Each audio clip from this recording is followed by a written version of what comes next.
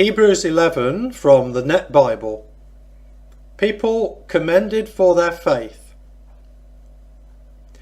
Now, faith is being sure of what we hope for, being convinced of what we do not see. For by it the people of old received God's commendation. By faith we understand that the worlds were set in order at God's command, so that the visible has its origin in the invisible. By faith Abel offered God a greater sacrifice than Cain, and through his faith he was commended as righteous, because God commended him for his offerings. And through his faith he still speaks, though he is dead. By faith Enoch was taken up, so that he did not see death. And he was not to be found, because God took him up. For before his removal he had been commended as having pleased God. Now without faith it is impossible to please him. For the one who approaches God must believe that he exists, and that he rewards those who seek him. By faith Noah, when he was warned about things not yet seen, with reverent regard constructed an ark for the deliverance of his family. Through faith he condemned the world, and became an heir of the righteousness that comes by faith.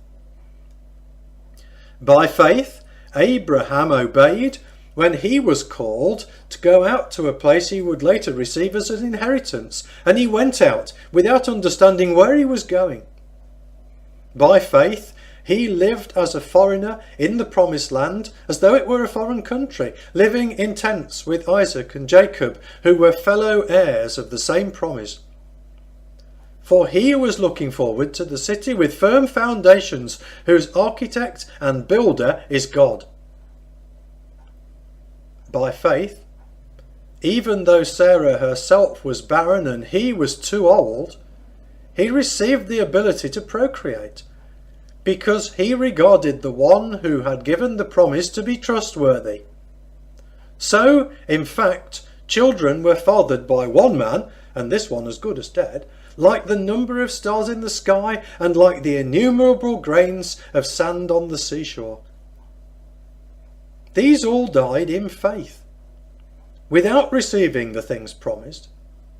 But they saw them in the distance, and welcomed them, and acknowledged that they were strangers and foreigners on the earth. For those who speak in such a way make it clear that they are seeking a homeland. In fact, if they had been thinking of the land that they had left, they would have had opportunity to return. But as it is, they aspire to a better land, that is, a heavenly one. Therefore, God is not ashamed to be called their God, for he has prepared a city for them. By faith, Abraham, when he was tested, offered up Isaac. He had received the promises, yet he was ready to offer up his only son. God had told him, through Isaac descendants will carry on your name. And he reasoned that God could even raise him from the dead, and in a sense he received him back from there. By faith also Isaac blessed Jacob and Esau concerning the future.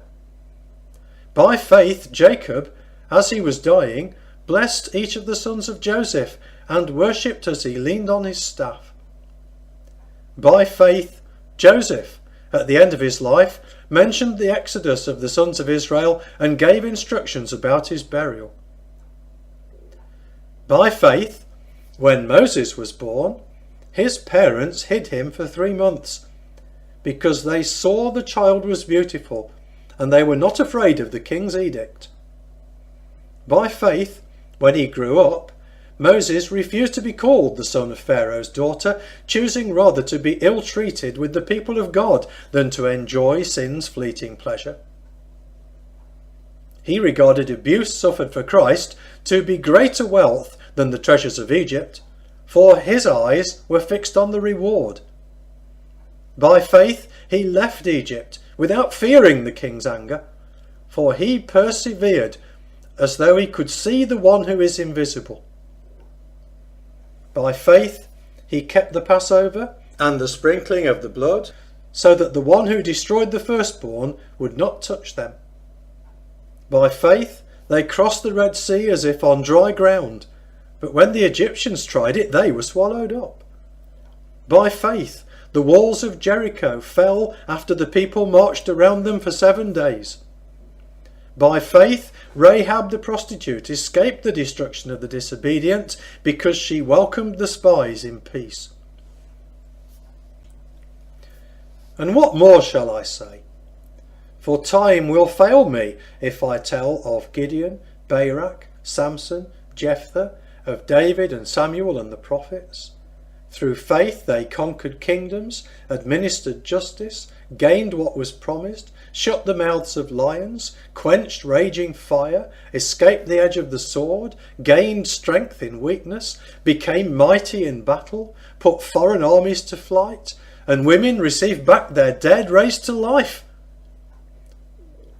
But others were tortured, not accepting release, to obtain resurrection to a better life. And others experienced mocking and flogging, and even chains and imprisonment. They were stoned, sawed apart, murdered with the sword. They went about in sheepskins and goatskins. They were destitute, afflicted, ill-treated. The world was not worthy of them. They wandered in deserts and mountains and caves and openings in the earth. And these all were commended for their faith. Yet they did not receive what was promised. For God had provided something better for us, so that they would be made perfect together with us.